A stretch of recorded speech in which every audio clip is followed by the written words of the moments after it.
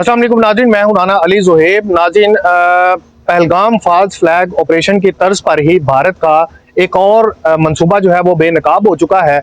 उस मंसूबे की तमाम तफसील मैं आज आपके सामने रख देता हूं कि वो मंसूबा ये है कि 2003 से लेके अब तक भारतीय जेलों में 56 के करीब पाकिस्तानी जो हैं वो कैद हैं, जो जबरी कैद हैं। उनमें कुछ माहीगीर हैं और उनमें कुछ ऐसे भी हैं जिन्होंने गलती से सरहद जो है उसको क्रॉस किया।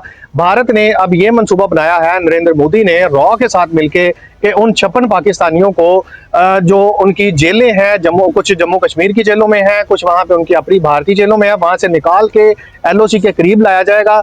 एलओसी के करीब एक झूठे किस्म के बेस कैंप्स जो हैं उनको एस्टैब्लिश किया जाएगा। उन कैंपों के अंदर इन 56 पाकिस्तानियों को निकाल के वहां पे लाकर इनका मर्डर किया जाएगा, इनको कत्ल किया जाएगा और दुनिया के सामने ये पेश किया जाएगा कि ये वो दहशतगर्द थे जो पहलगाम ऑपरेशन में शामिल थे।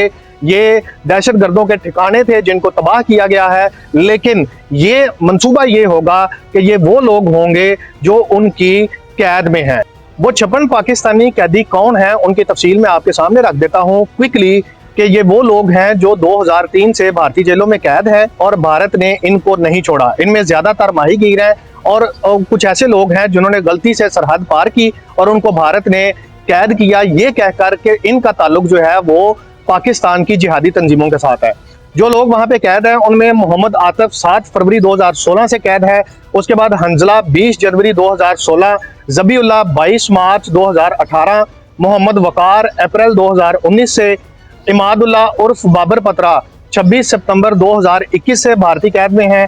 इसके बाद अब्दुल हनान जो कि अक्टूबर 2021, सलमान शाह अक्टूबर 2021, उसके बाद हबीब खान नवंबर 2021, अमजद अली 28 मार्च 1994, नदीम अहमद 1 दिसंबर 1994, खालिद महमूद 1994, अब्दुल रहीम 28 मई 1995, जुल्फकार अली 27 फरवरी 1998, मोहम्मद रमज़ान 25 जून 1999, मोहम्मद आरफ 26 दिसंबर सन 2000, शाहनवाज 27 मई 2001, अरशद खान 29 अक्टूबर 2001, मोहम्मद नईम भट्ट 18 अप्रैल 2003, मोहम्मद अयाज खोखर 6 मार्च 2004, मोहम्मद यासीन 14 सितंबर 2006, मोहम्मद फाहद 27 अक्टूबर 2006, मोहम्मद फाहद 10 नवंबर 2006, अब्दुल्ला असगर अली 31 मार्च 2007, मोहम्मद यूनस 31 मार्च 2007,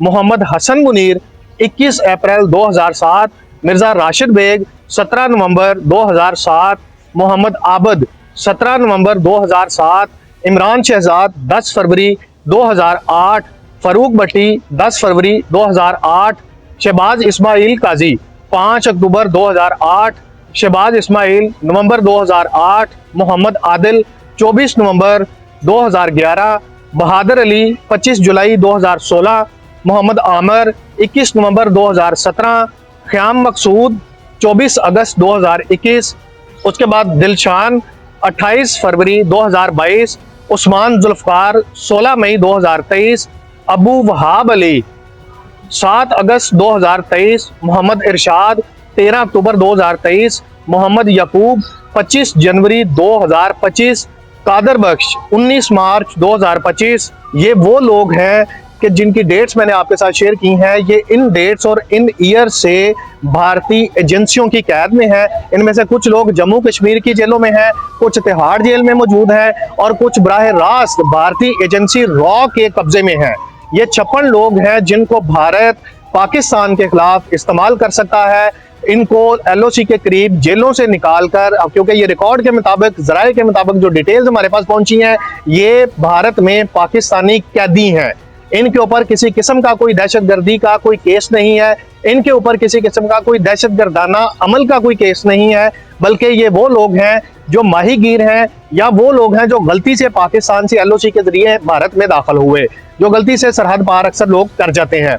तो हमारे पास जो जराये हैं वो ये कहते हैं कि इन 56 लोगों को डिफरेंट जेलों से निकाल के एलओसी के करीब यहाँ पे लाया जाएगा, उनको डिप्लॉय किया जाएगा भारतीय आर्मी के जरिए, इनका एक्स्ट्रा जुडिशियल मर्डर किया जाएगा, इनको जाली इनकाउंटर के जरिए मारा जाएगा और इनको दुनिया के सामने ये दिखाया जाएगा कि जी ये वो दहशतगर्द हैं जो पहलगाम हमले में मौजूद थे, इनके कैंप यहाँ पे मौजूद थे, तो हमने सर्जिकल स्ट्राइक के नाम की झूठी कोई कार्रवाई करके तो हमने इनको मार दिया है। ये वो तमाम तफसील थी जो मैंने आपके साथ शेयर कर दी है। अपना और अपने इस चैनल का बहुत सारा ख्याल रखिएगा। मुझे दीजिए इजाज़त। अल्लाह हाफिज़।